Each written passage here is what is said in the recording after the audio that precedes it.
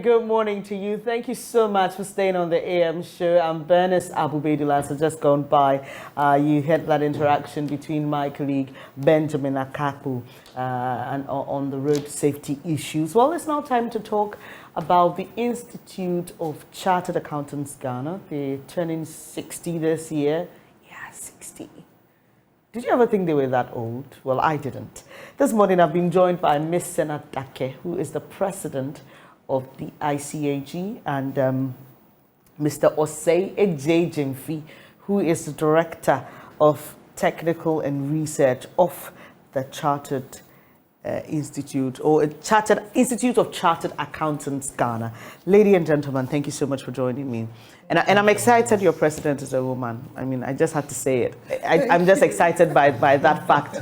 But tell us the journey of the Institute of Chartered Accountants Ghana. How did it start? What was the motive behind it? And how has the journey been? Okay, thank you very much. And it all started in the early 60s when a College of Technology currently was hosting the study of accountancy for some students. And then later on, it was moved to Achimota and under the University of Ghana Commerce Department, where our first president, Dr. R.S. Amegashi, was leading the course.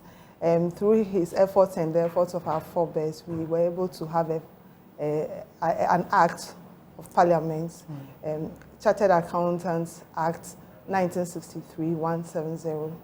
And since then, we've developed and improved, and we are now a solid professional accountancy body, part of the International Federation of Accountants, a worldwide organization. We are part of the Pan-African Federation. We play very key roles in there. We are part of the standard setters for accountancy in general in the world. And we currently have a new act, which is the Act 1058, which was promulgated in 2020. And we are excited about that. So we are 60 years. You're 60 years, and it's exciting news for me. I never thought. I drive past your office occasionally, and anytime I see the Institute of Chartered Accountants Ghana, I don't know why, but I always remember the stories of people who've been trying to chatter and how they say, hey, these people are wicked, oh. These people don't let me chatter, oh. Why do people have the perception that you are such a strict body that doesn't, is not that you are careful, but the perception is that you just want to be so close-knit that it's difficult for people to be chartered accountants? Oh, yes, it's true. It has a history. Before we had our full complement of learning materials, many of our students didn't have the materials to study and pass examination. Okay. But the narrative has changed so much. Now we have a world-class syllabus and also learning materials, and so our students are able to study and study well. And I can tell you that many students are passing now. Yes. Even 18-year-olds are qualified as accountants. That's true. Oh, wow. Yes, how? Okay, well, we'll come back to talk about how they do that, because I was just going to ask you, how does someone charter? What are the processes? But before then, she's just shared with us the journey of the Institute. But what exactly is your mandate? Yes. Our mandate is to regulate the accountancy profession and also the practice. This is very critical because, before the enactment of our new Act, that's 1058, we have some accountants who were operating outside regulation. We could only regulate our members. Okay. But with the new Act, we are to regulate anyone who holds himself out as an accountant. Whether they are part of the exactly. Or not. So our rule has been expanded. And we also regulate the training of accountants. And then we also approve, adopt, implement, and also ensure compliance to international standards of accounting. And we are also a reference point for accountancy research, among others. So the key mandates of our institute. Mm-hmm. And so since you started, is there anything, Ms. Dake, that stands out for you as an achievement of the institute that you'd like to share with us? Yes, I think in Africa we have made a very big milestone in the training of accountancy and on the audit or quality assurance side, because Ghana has become a reference point for quality assurance, and many of our African countries or PAOs come for review or to learn how we do our processes. Our training and examination is a point of reference for many other professional bodies. And like you said, we are quite strict, but that is integrity, and we stand for integrity. So we do not compromise the standards when it comes to our examination, and that is a source of attraction. And this has attracted our international bodies that have even identified our institute as the first institute in the Anglophone in Africa that there will be a support for us to do examinations online. So we have IFAC and Gavi and Global Fund supporting us to make our examinations online because of the kind of attraction our exam processes have had.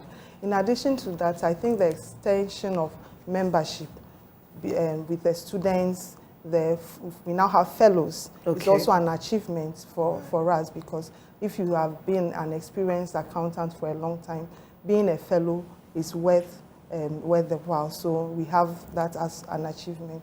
We are also a center of, we've positioned ourselves as a center of research, and so we have an opportunity to be the country that will be serving the West African countries to develop research in accountancy.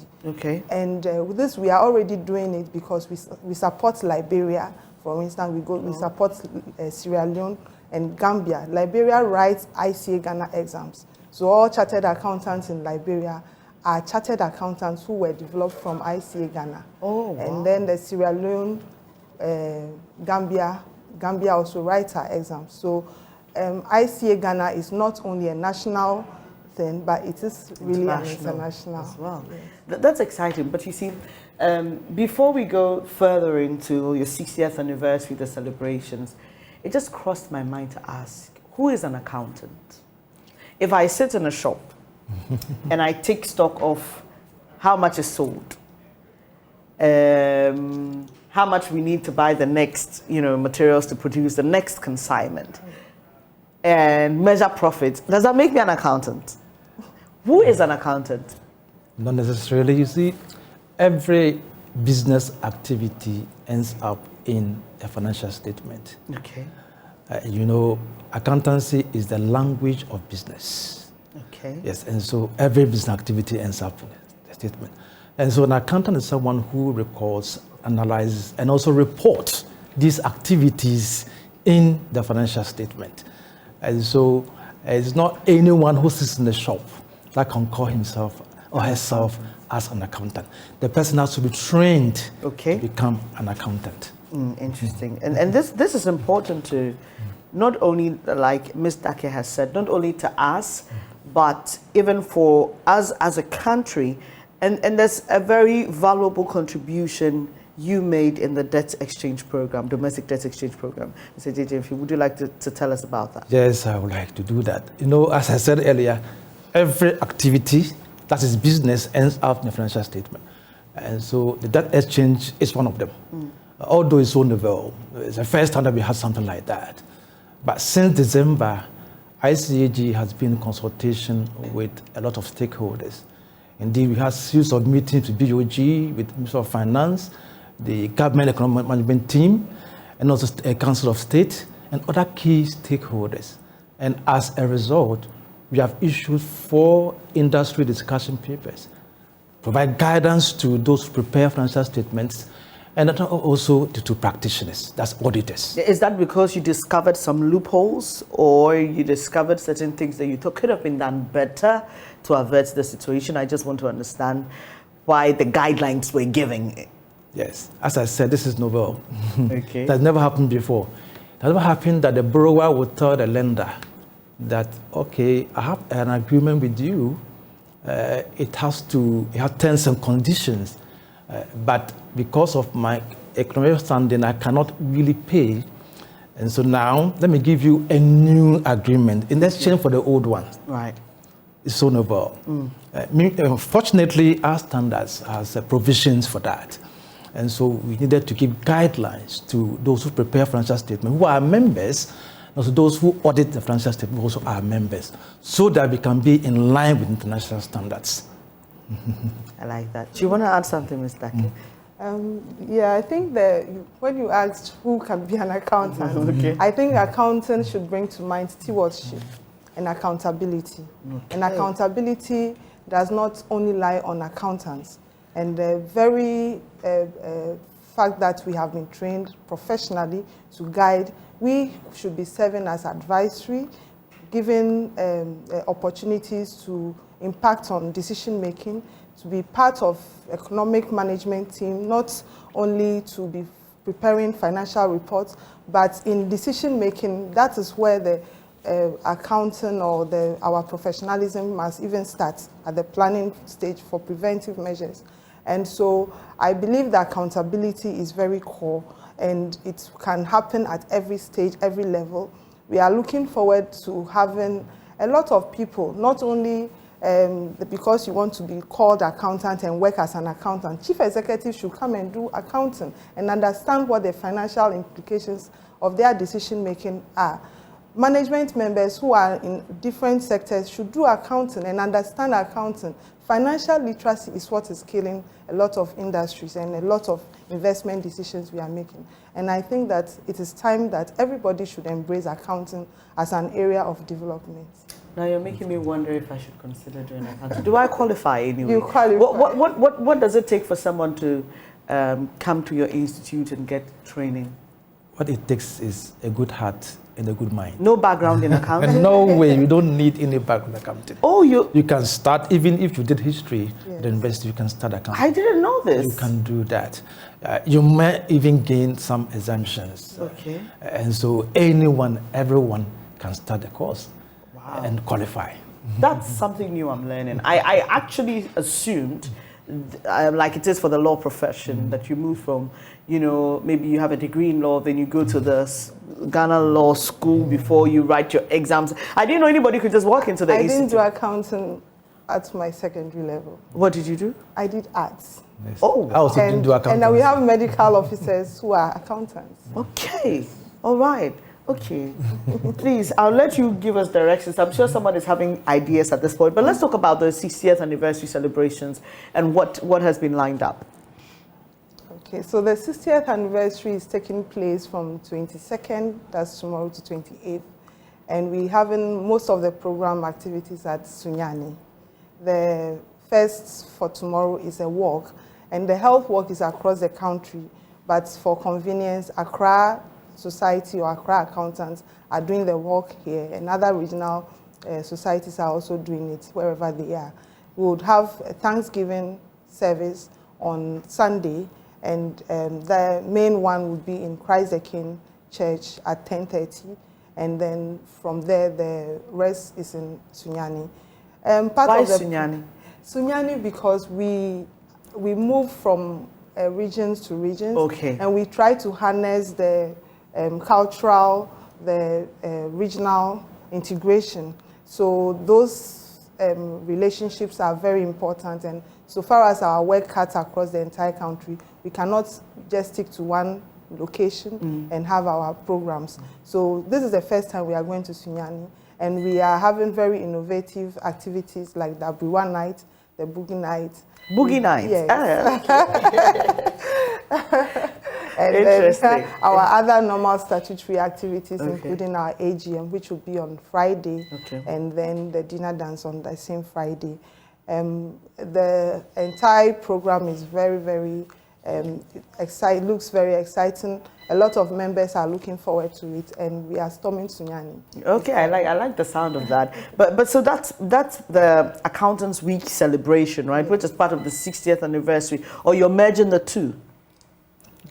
I thought it is a merge. Okay. Because Accountancy Week is annual. Okay. Yes. but it fell in the year when the we 60th. had the 60th. Okay, so So you're not doing separate events, you're just doing everything together. Okay, but there's a theme that I'd like us to just focus on a bit. It's promoting sustainability, deepening trust, and nurturing partnerships. Why this theme, Ms. Dake? Okay, thank you very much. This 2023 is the midpoint of the implementation of the UN Sustainable Development Goals. And you realize that even though we are the middle, there are so many worldwide crises that would indicate that we are very far from reaching the goals. ICAG Ghana has taken an interest and is part of the development goal achievers. And some of our activities, which we think are very key, are to enhance trust, because we realize public confidence in public financial management systems, a lot of accountability issues, abuse of power. All those things are issues that are very core to the trust that people have in professionals, and especially accountants. And we want to reiterate the need for ethical values to be instilled and disciplined within our own society and then to the public as we carry them through. In addition, sustainability, because you see the climate change and even our business growth, having going concern, are issues of sustainability, the environment. There are issues that we are supposed to even be reporting on. And how many institutions are reporting on them? We cannot stand aside and watch these sustainability issues just be on the side. We are part of it and we need to be involved in it. The last thing, or the last key thing on partnership, is because we have a lot of unhealthy competition, unhealthy business. And we have in Accra now the headquarters of AFTA. That is a global organization for transfer of trade. And within Ghana, are we partnering enough? Do we have firms and small, medium enterprises partnering with each other to bring out innovation, industrialization, and also to improve infrastructure development that this country needs? I think those were very core issues that we saw the need to have this. And that's why you have the theme. It's a very fantastic one. So you have a conference, right? And it's all happening in Sunyani because it's part of the occasion. But Mr. JJ, who can be a part of this? If somebody is interested in being a part of the conference, how do they participate? How do they go about getting involved, talking about sponsorships and even all that? Yes, it's basically for our members to congregate at Sunyani, to celebrate our achievements, and then also to network, because it's a large congregation of accountants, both in the private and in the public sector. And we will engage in thought-provoking discussions that will inform policy for government, and also ensure that we contribute our quota to national development. And so if you want to be part of it, first of all, you have to be a member. And secondly, you can sponsor the occasion. Look, this is a congregation of accountant decision makers, those who write checks, those who approve checks. And so if you're not part of it, you are missing a lot. Right. And so you can call our offices if you want to sponsor, and you will be allowed to do so. And it is worth it. I appreciate that. So business owners, people who are interested, you can even sponsor your accountants to be a part, and that's it if they're only members. But finally, Ms. Dake, what are the key issues that are going to be discussed? Just table a few of them, and your final message to your members. Okay. So we will be looking at the sustainability as a topic, delving into it, and the relationship that business owners and accountants should have. We'll also be navigating the regulatory issues on the debt exchange, and how the way forward and what we should be doing, what we should be looking out for. That is another major topic. We have some research work that the Institute sponsors. You publish it? Yes, we will be sharing those research work as well over there. But just to add that, even though we are doing it for our members, we are encouraging our managements and our other stakeholders within the businesses, both private and public, to sponsor and come themselves, because it's when they understand what we have to do if they understand our standards, then it's easier for them to work with us. There are several sectors that have to make a presence. The mining sector, they have to make a presence. The energy sector, all sectors are part of this conference. It is not only persons working in accounting or in public sector alone. Everybody is welcome, and it's not too late to join us because the program starts effectively the conference starts on Tuesday, and that is the learning point for us. We all need to be there to enjoy it. Thank you very much. Thank you for coming, Ms. Dake. She's president of the Institute of Chartered Accountants, Ghana, and also she was here with Mr. Osei Ejejimfi, Director, Technical and Research Department of the Institute. We are grateful. We wish you all the best. Do you want to say something? Any last words? Okay. All that I have to say is that to our members and also to everyone, that Sunyani is the new venue for events. And so we expect them to find your way there. All right. Well, so you find your way there, and well, more in subsequent developments. If you're interested in being a part, we've just been told that you don't need to have an accounting background. If you're interested in learning, the Institute is ready to welcome you. Well, that's where our conversation ends. But we get interactive with you right after this. Do stay.